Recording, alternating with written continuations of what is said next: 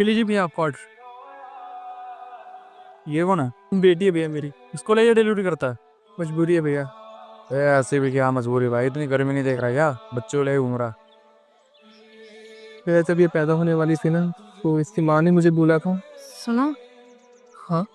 मैं सोच रही थी कि टीचिंग का कोर्स कर लूं। तुम तो कमा ही रहे हो, मैं भी कमाने लग जाऊंगी तो सही हो जाएगा।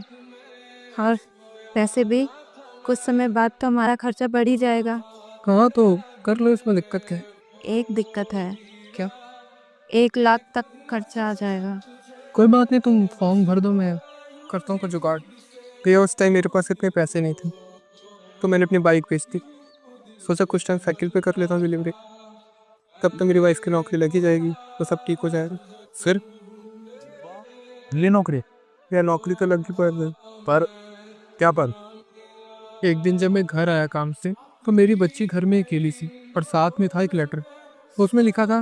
भरत, मुझे माफ करना, पर मुझे ये कदम उठाना पड़ा।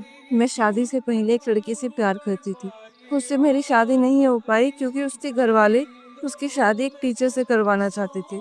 पर उस टाइम पैसे ना होने की वजह से मैं ये नहीं कर पाई, और मेरे घर वालों ने समाज में बेइज्जती के चक्कर में मेरी शादी तुमसे करवा दी इस चक्कर में। और उस समय मैं ये जॉब नहीं कर पाई, पर अब मेरी जॉब लग गई है, तो मैं उसके पास जा रही हूँ। तुम बच्चे का ध्यान रखना। Thank you. इसीलिए भैया मुझे अपनी बेटी को साथ रखना पड़ता है, उसकी देखभाल के लिए कोई है नहीं ना। तो आपने ढूंढा नहीं अपनी वाइफ को?